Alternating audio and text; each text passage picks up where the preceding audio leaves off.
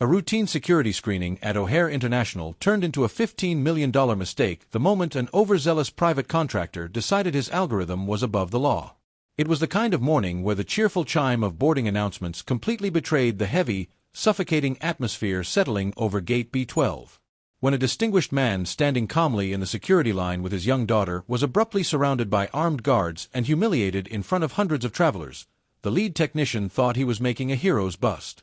He smirked, confident his biased software had saved the flight. He didn't know the man he was currently treating like a violent felon was one of the most powerful legal figures in the country, the very judge scheduled to preside over a federal hearing on his company's corrupt surveillance practices that afternoon. What followed wasn't just a missed flight, it was a systematic, brutal dismantling of a tech empire. This is the story of how a massive piece of karma was served ice-cold. Before we dive into this incredible pursuit of justice, make sure to hit that subscribe button and ring the bell so you never miss our deep dives into the cases that changed the legal system. If you believe no one is above the law, smash that like button right now. Judge Elias Jeffrey stepped through the terminal, the sharp tailoring of his charcoal travel suit and his close-cropped, silvering hair speaking of a man who appreciated order and precision. He was a man who commanded respect without ever asking for it.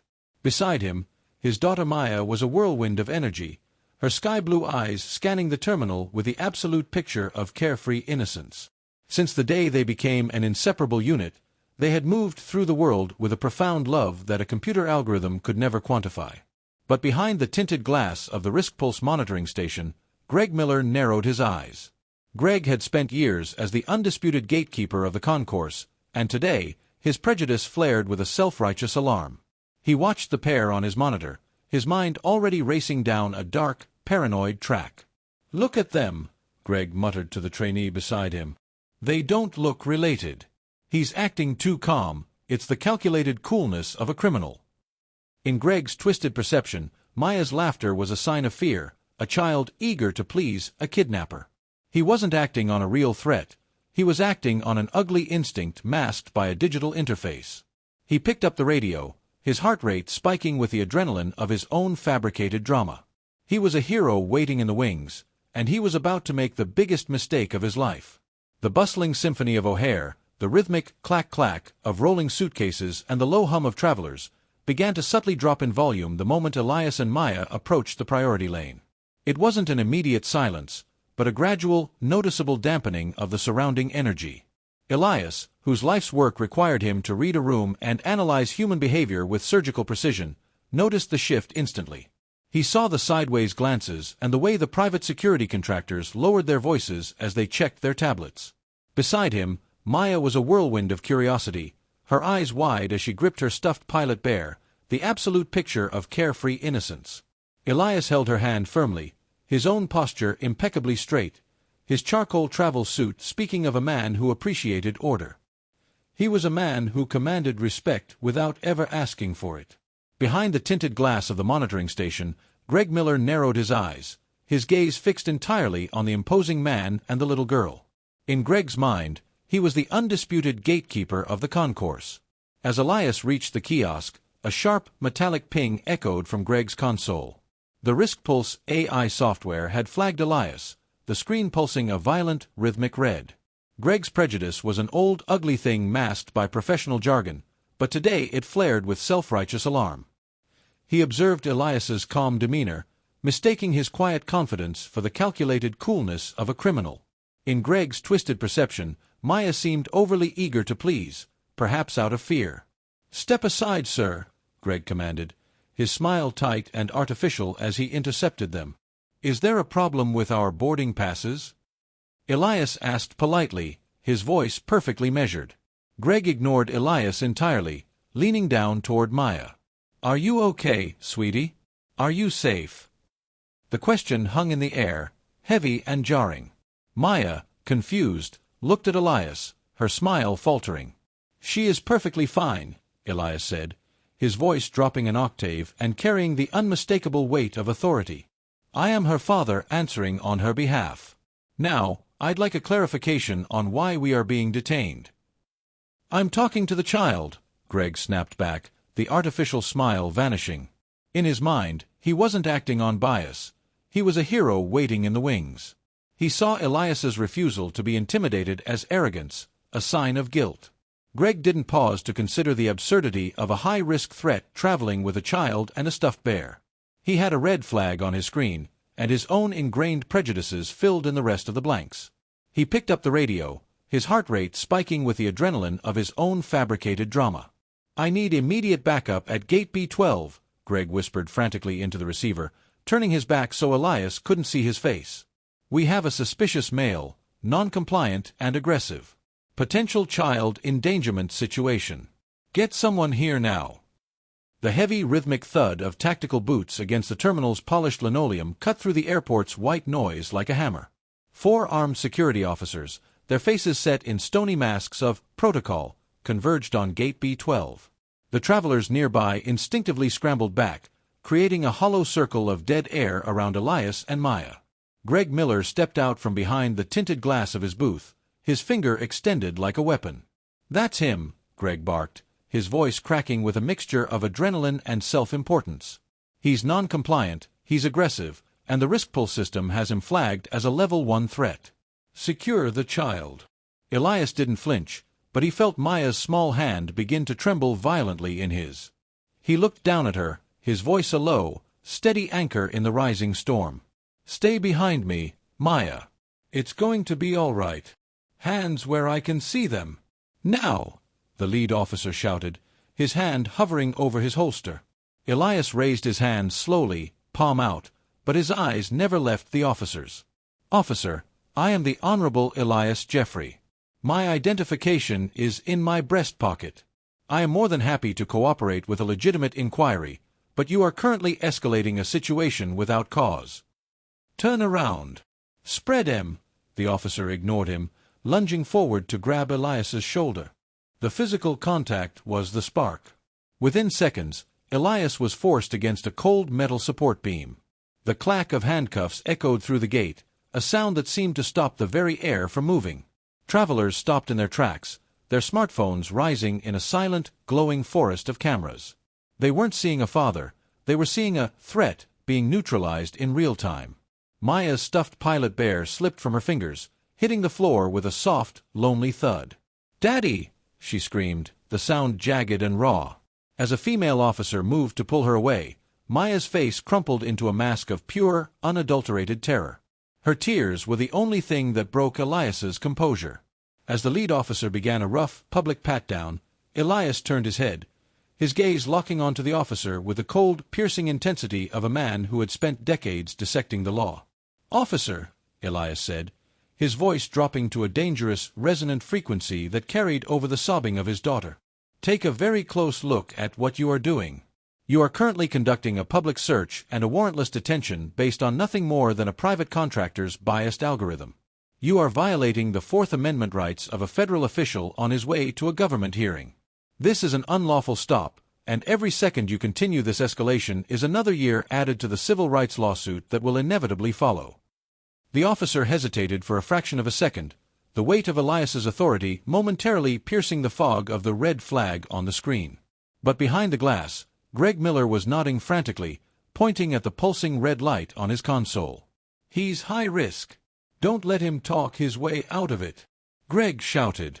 "I am giving you one chance to call your supervisor and verify my credentials," Elias warned, his voice like iron.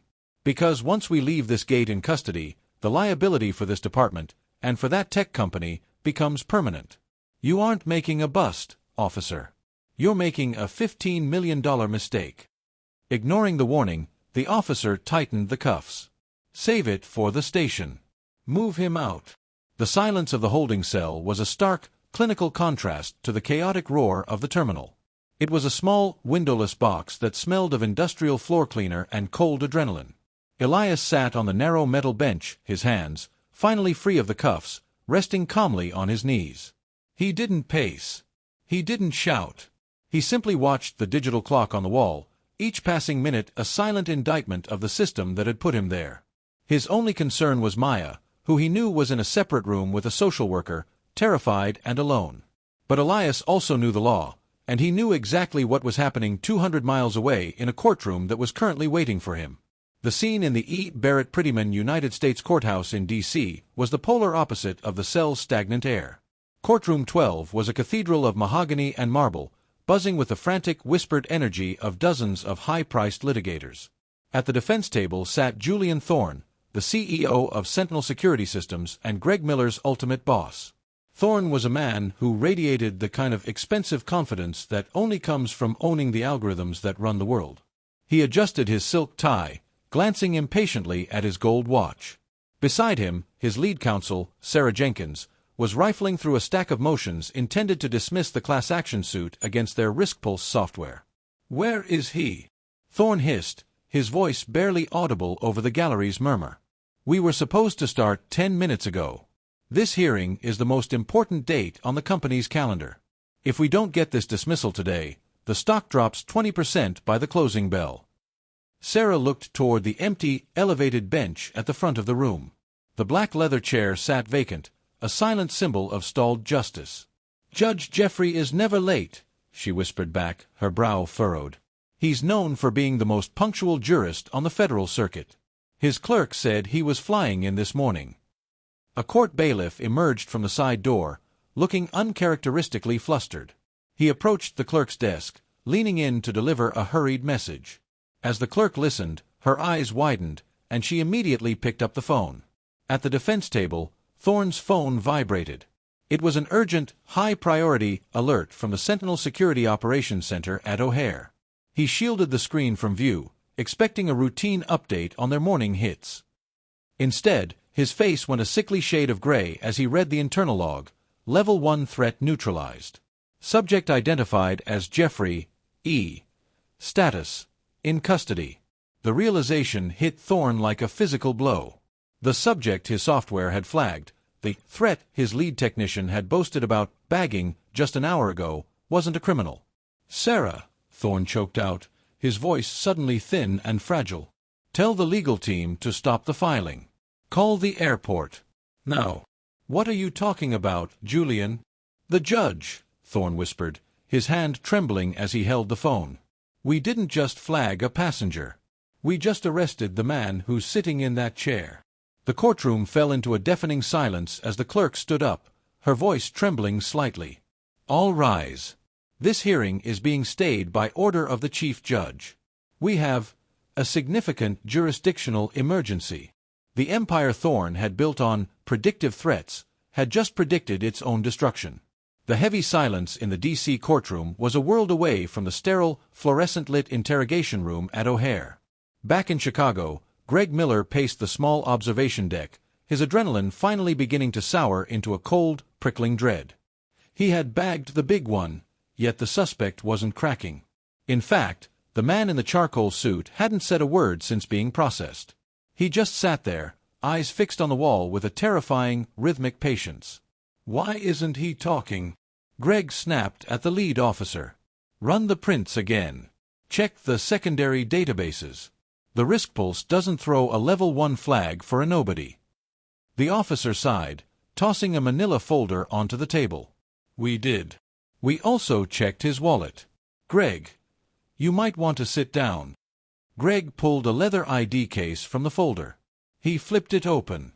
The gold seal of the United States federal judiciary caught the light, shimmering like a warning flare. Beneath it, a professional portrait showed the same silver-haired man currently sitting in cell 4. The Honorable Elias Jeffrey, Chief Judge, U.S. District Court. The blood drained from Greg's face so fast he felt dizzy.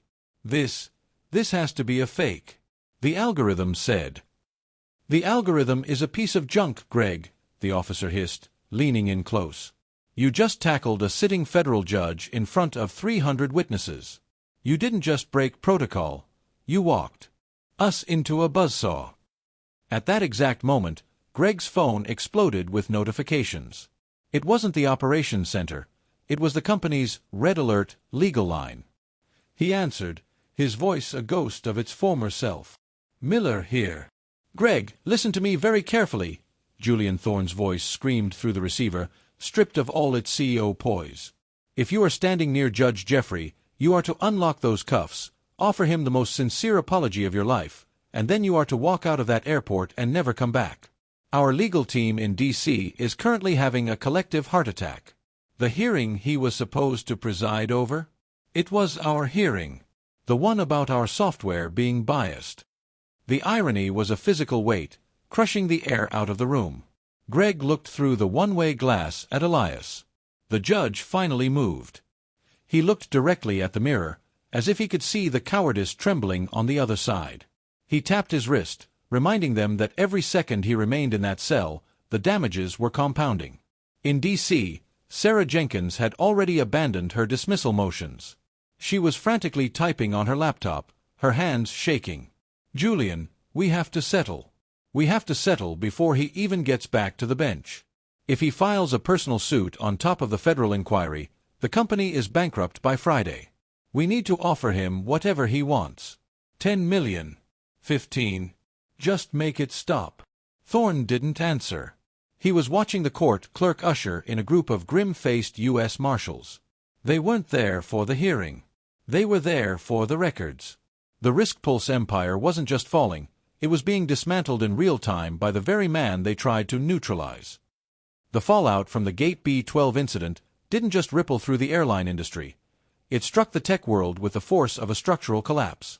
Within 48 hours of the arrest, the leaked footage of Judge Elias Jeffrey being led away in handcuffs while his daughter Maya sobbed on the terminal floor had reached 40 million views. The public outrage was a tidal wave that no amount of corporate PR could hold back. Inside the glass-walled boardroom of Sentinel Security Systems, the atmosphere was funereal. Julian Thorne sat at the head of the table, his expensive suit now looking like a shroud. Opposite him sat Elias Jeffrey. The judge wasn't wearing his charcoal travel suit today. He was in his black robes, having come straight from the courthouse where he had just signed the order that would change everything. $15 million, Thorne whispered, pushing the settlement papers across the table. "It's more than the company's quarterly profit. It's a ransom." "It isn't a ransom, Mr. Thorne," Elias said, his voice as calm and immovable as a mountain. "It is the market price for dignity. It is the cost of your arrogance in believing that an unvetted algorithm could replace the human soul and the constitutional rights of a citizen." The settlement was absolute. Greg Miller hadn't just been fired. He had been blacklisted from the security industry, his career ending the moment he prioritized a red pixel over a human being's reality. But the true victory wasn't in the firing of a single technician. As part of the agreement, the risk-pulse AI was permanently decommissioned. Every line of code, every biased dataset, and every predatory prediction was scrubbed from the servers. The million-dollar mistake had effectively bankrupted the ideology of surveillance for profit. 6 months later, the lobby of a new glass-and-steel building in the heart of the city buzzed with a different kind of energy. Elias stood at the podium, Maya, now smiling and holding a much newer, larger pilot bear, standing proudly by his side. Behind them, a bold sign read, "The Jeffrey Initiative, Truth in Tech." Elias hadn't kept a single cent of the $15 million settlement. Instead, he had used the entire windfall to launch a national watchdog group dedicated to auditing AI profiling systems and providing legal defense for those crushed by algorithmic bias. "We were told that technology would make the world safer," Elias addressed the crowd of reporters and activists. "But safety without justice is just another name for a cage. My daughter and I walked into an airport looking for a flight. We walked out with a mission. Today, we ensure that no other child has to watch their parent be erased by a machine that was never taught how to see a human being." As the crowd erupted into applause, Elias looked down at Maya. He had taken the darkest, most humiliating moment of his life and forged it into a permanent, unbreakable shield for others. The system had tried to flag him as a threat. Instead, he had become the very thing the corrupt feared most, the man who rewrote the rules. The risk pulse was dead, but the pursuit of truth was just beginning.